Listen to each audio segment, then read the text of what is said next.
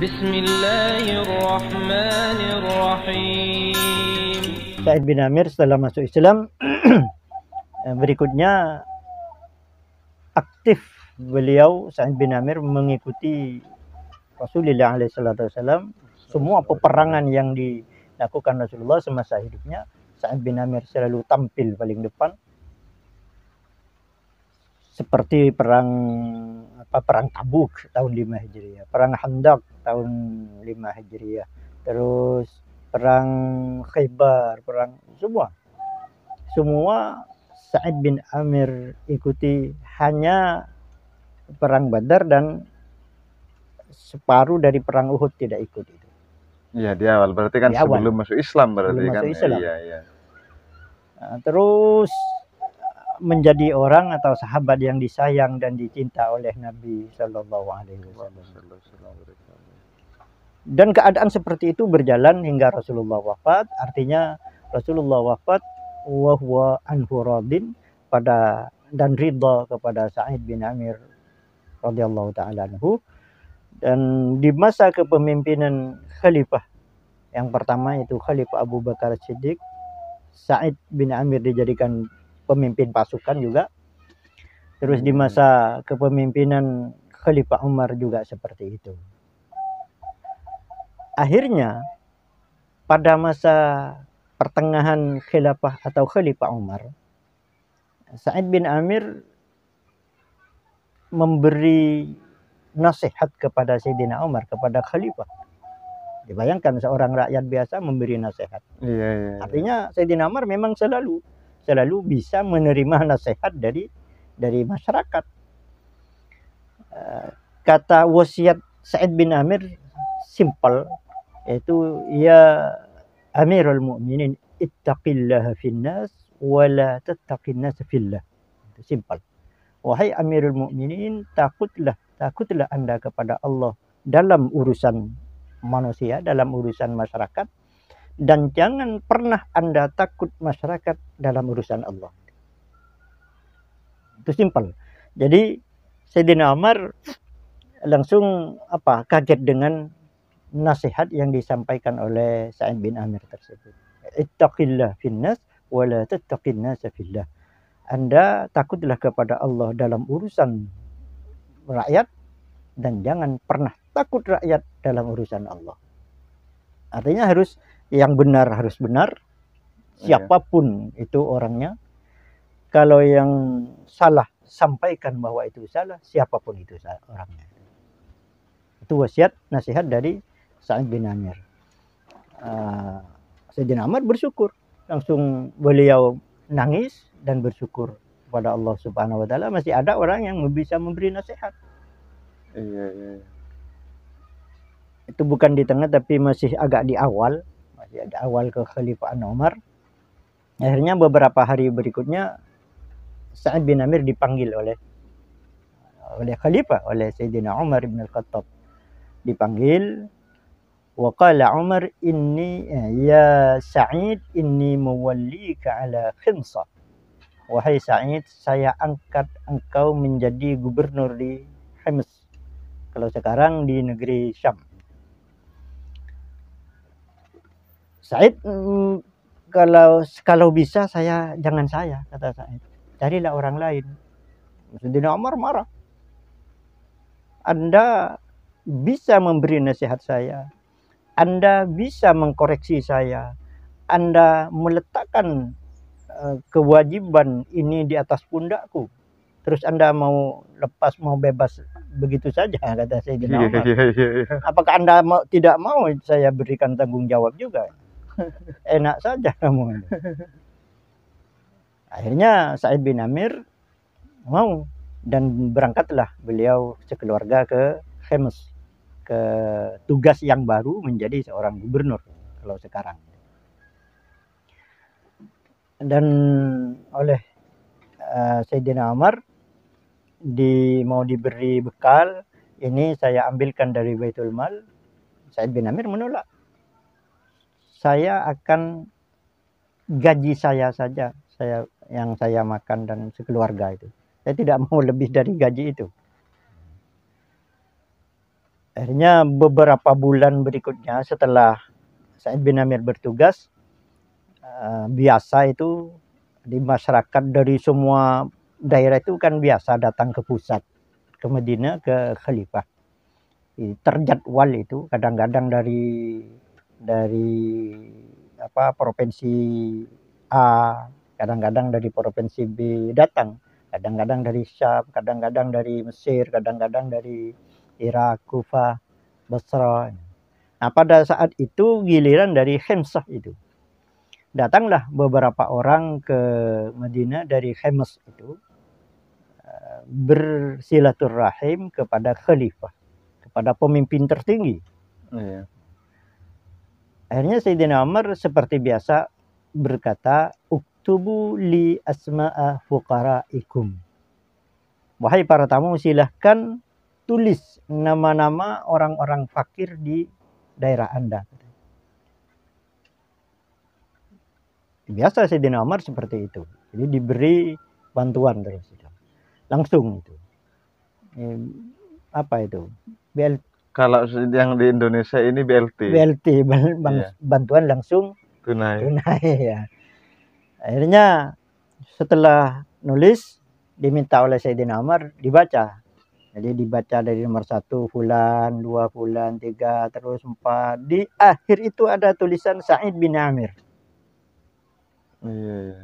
Sayyidina Umar bertanya, "Man Sa'id ibnu Amir?" Siapa ini Sa'id bin Amir? Qalu amiruna, yaitu gubernur kami itu. Kaget Sayyidina Umar, "Amirukum fakir," kata Sayyidina Umar. Jadi gubernur kalian fakir, masuk yang fakir ini. Iya. Dia tidak punya apa-apa, hanya ya hidup sangat sederhana, cukup dimakan, bahkan pakaiannya tidak ada, tidak punya pakaian katanya. Sekeluarga, bukan hanya beliau. Terus dengan sambil merasa iba, merasa prihatin, Sayyidina Umar ambil sebungkus dinar yang pada saat itu 1000 dinar katanya. Kalau 1000 dinar itu, 1 dinar itu kan uang koin emas. Ya, koin emas. Kalau digramkan 1 dinar itu sekitar 5 atau 6 gram itu. Jadi kalau 1000 6.000 gram itu. Iya. 6 kilo. Lumayan. Iya, lumayan banyak. Ini kata Sayyidina Umar, setelah yang lain dapat bagian, ini khusus amir kalian, khusus gubernur kalian ini. Sampaikan salam dari Amirul Mukminin. Bukan dari Umar, tapi dari Amirul Mukminin.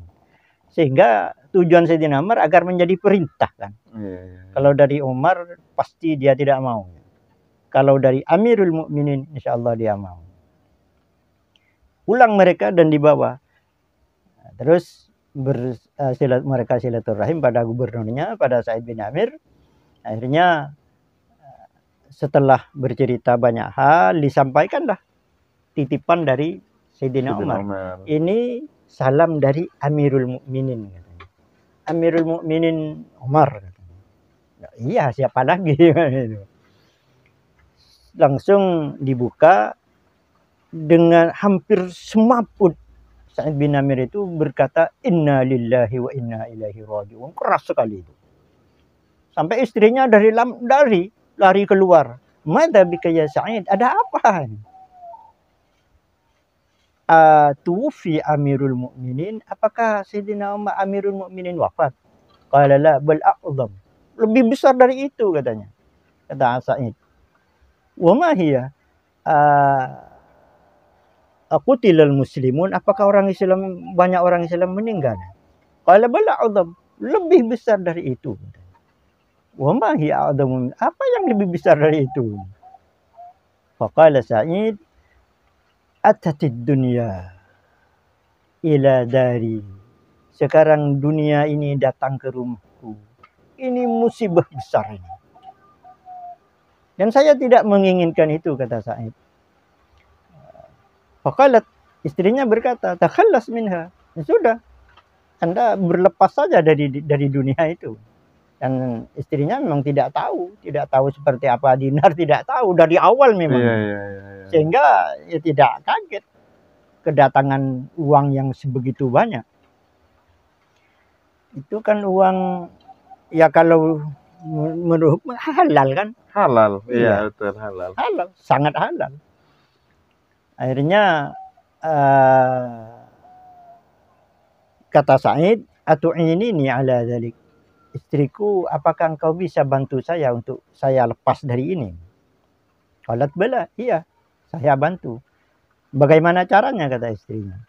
Ya, tolong panggilkan ponakan atau anak-anak untuk membagi-bagi ini, katanya.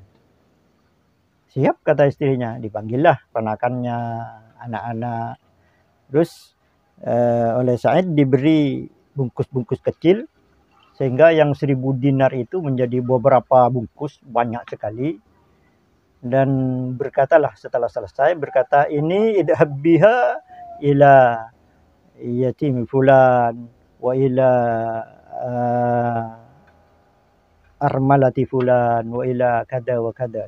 Ini bawa, bagikan kepada anak yatim, bagikan kepada orang fakir miskin, bagikan kepada orang-orang yang janda. Ditentukan oleh Sa'id. Yang jandanya fulan itu beri sekian, yang jandanya anu itu beri sekian, yatim itu beri sekian. Lepas bebas, sudah tidak ada. Sehingga kata Sa'id, kalau begini saya hidup tenang. Tidak punya beban di dunia, dan di akhirat pun tidak ada beban. Iya. Padahal itu halal. Halal. Uang halal itu. Artinya mengambil dari intisari dari cerita sahabat Amir itu sendiri, bahwa kekayaan ini menjadi musibah di Musibah, dunia. hisab kan. Jadi ad-dunya qaliluha musibah wa katsiruha musibah. Kalau sedikit itu menjadi musibah, kesengsaraan dan lain sebagainya, banyak musibah nanti di akhir hisab. Pasti hisab itu. Makanya Nabi Sulaiman alaihissalatu wassalam terakhir masuk surga, katanya itu. Kata Nabi 500 tahun dari nabi-nabi yang lain itu. Karena sangat kaya, itu halal. Apalagi yang syubhat atau bahkan yang haram. Iya. Jadi bisa dijadikan contoh bagi seorang pemimpin dan bagi kita semua tentunya, karena kita adalah pemimpin. Kemudian tidak selesai sampai di situ. Setelah beberapa minggu, beberapa bulan berikutnya, kebiasaan Sayyidina Umar, kebiasaan khalifah berkunjung ke daerah-daerah biasa. Pada saat itu kebetulan jadwalnya ke Hims itu, ke provinsi Hims. Datanglah Sayyidina Umar untuk berkunjung. Kan sudah, katakanlah tadi sudah memberi bantuan. Kan oleh Sayyidina Umar harus bertanggung jawab apakah betul-betul sampai pada yang dituju, pada sasaran begitu. Iya. Jadi bukan tidak mencukupkan dengan orang-orangnya yang ada di sana. Sesekali beliau kunjungi sendiri.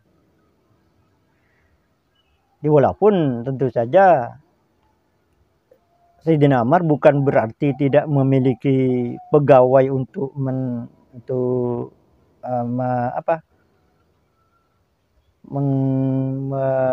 mensurvei, tidak. Artinya ada, tapi beliau mengunjungi sendiri. Datanglah Sayyidina Umar ke Hims itu, dan masyarakat dikumpulkan. Silahkan para masyarakat mengajukan keluhan tentang pemimpinnya. Apa saja yang kalian keluhkan tentang gubernur ini? Itu di setiap daerah seperti itu. Akhirnya perwakilan masyarakat maju. Ada yang kami keluhkan 4 hal dari gubernur kami, yaitu yang tak lain adalah Sa'id bin Amir. 4 hal, artinya menurut Sayyidina Umar banyak itu. Iya, banyak. Kok bisa itu? Kemudian, baik, sebelum saya jawab, silahkan datangkan, panggil gubernur. Panggil, didatangkan. Di samping, berduduk bersama Sayyidina Umar. Ini Sa'id, ada keluhan dari masyarakat, ada 4 poin katanya keluhannya. tolong didengarkan, walaupun saya berdoa kepada Allah, mudah-mudahan saya tidak meleset sangkaan saya berprasangka baik. Mudah-mudahan prasangka ini tidak meleset, kata Sayyidina Umar. Nah, silakan disampaikan keluhannya. Dari yang pertama, gubernur kami, wahai Amirul Mukminin, tidak pernah masuk kantor kecuali setelah setelah duha, agak siang. Terus Sayyidina Umar langsung tanya pada Sa'id, "Wa ma hadha ya Sa'id?" Apa itu Sa'id? Apa jawaban Anda? Sa'id berkata, "Wallahi inni uhibbu an la aqula dzalika ya Amirul Mukminin." Demi Allah, saya pada dasarnya saya tidak ingin sampaikan hal itu. Tapi kalau memang harus disampaikan, saya sampaikan.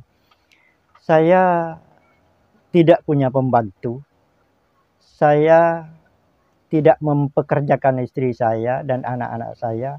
Saya numbuk gandum sendiri setelah subuh, setelah ya zikir, baca Al-Quran dan lain sebagainya. Setelah itu saya numbuk gandum, saya ayak sendiri, jadikan tepung, dan setelah itu saya buat adonan. Setelah jadi adonan, saya buat roti, dipanggang. Setelah terpanggang semua selesai, saya berangkat. Walaupun itu persiapan untuk istri dan anak saya. Sehingga saya setiap hari seperti itu. Sayyidina Umar tidak menjawab. Kemudian yang kedua, kata Sayyidina Umar. Yang kedua, gubernur kami dalam pada malam hari tidak menerima tamu. Yang menerima tamu hanya siang, malam tidak bisa katanya. Jadi pas di luar jam kantor tidak bisa. Faqala Umar, "Wa ma hadha ya Sa'id?" Apa ini Sa'id? Jawabannya seperti tadi, saya tidak ingin menyampaikan tapi saya harus menyampaikan. Saya sudah jadikan siang untuk masyarakat, tapi saya jadikan malam untuk Allah Subhanahu wa taala. Itu bagus, kata Sayyidina Umar. Jadi yang pertama, yang kedua bagus, tapi Umar tidak menjawab. Kemudian yang ketiga berkata, yang ketiga, wahai Amirul Mukminin, adalah gubernur kami dalam sebulan tidak masuk sehari, tiap bulan itu. Faqala Umar, "Wa ma hadha ya Sa'id?" Apa itu Sa'id, kok tiap bulan tidak masuk itu? Begini Amirul Mukminin, saya ini pakaian saya hanya satu. Saya tidak punya pembantu, saya juga tidak mempekerjakan istri, sehingga pada hari itu tiap bulan saya cuci pakaian saya jemur, saya tunggu sampai kering. Dan itu saya masuk kantor sampai sore, sebentar. Dibayangkan cuci pakaian tiap bulan itu seperti apa itu, kumuhnya artinya. Iya. Dan apalagi kain di zaman itu kan tebal, terbuat dari kulit, dari bulu-bulu hewan. Kemudian baik yang keempat kata masyarakat, yang keempat, wahai Amirul Mukminin, sering atau kadang-kadang amir kita, gubernur kita, mungkin sekitar 3 bulan sekali atau 2 bulan, itu sering di kantor itu sering hilang akal atau semaput,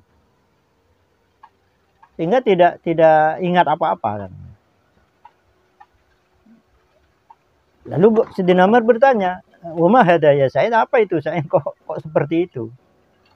Begini wahai Amirul, baru Sa'id bin Amir ini menceritakan kejadian yang pada saat menyaksikan Hubayb bin Adi itu dibunuh. Saya merasa sangat berdosa karena saya tidak bisa membantu itu sehingga saya terdengar suara Hubayb yang mendoakan orang-orang kafir Quraisy itu, mohon kepada Allah agar dihancurkan.